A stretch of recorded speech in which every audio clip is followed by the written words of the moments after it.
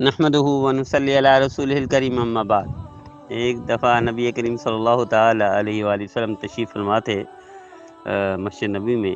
ایک شخص آیا جس کے سر اور داڑھی کے بال بکھرے ہوئے تھے، تو نبی کریم صلی اللہ علیہ وسلم نے اپنے ہاتھ سے اس کی طرف اشارہ فرمایا، مطلب یہ تھا جا کر اپنے سر کے بال اور داڑھی کو سنوارو۔ وہ شخص گیا اور بالوں کو سنوار کر آیا تو آپ صلی اللہ تعالی وسلم نے ارشاد فرمایا، کیا یہ زینت و آرائش اس سے بہتر نہیں ہے کہ آدمی کے بال الجھے ہوئے ہوں؟ ایسا معلوم ہوتا ہے گویا کہ وہ شخص شیطان ہے۔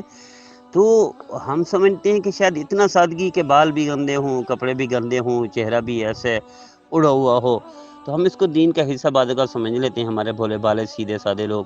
حالانکہ ایسا نہیں ہے، ہر چیز کو سنوار کے رکھنا، کپڑے یعنی ایسا نہیں ہے بہت زیادہ مہنگے ہوں، لیکن جو ہوں صاف ستھرے ہوں۔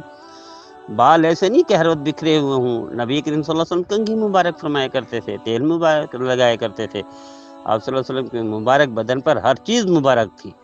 تو آپ جب یہ کام کرتے تھے تو امت کو بھی کرنے چاہیے۔ بعض اوقات ہمارے بھولے بھالے لوگ وہ سمجھتے ہیں شاید یہی دین ہے گندے بنے رہیں، یہی دین ہے گندے کپڑے ہوں، یہی دین ہے بالکل الجھے ہوئے ہوں اور اڑے اڑے چہرے سے لگتے ہوں۔ تو ایسا نہیں ہے۔ ہماری بہنیں بھی گھروں میں ایسے کرتی ہیں، وہ گھروں میں رہتی ہیں شوہروں کے ساتھ تو گندے کپڑے، گندا لباس، گندے منہ، گندے ہاتھ، گندا بدن، لیکن جب کہیں باہر جائیں تو وہی ایسا لگتا ہے کہ شاید یہ اس دنیا کی نہیں ہے، یہ کوئی اور ہی مخلوق ہے۔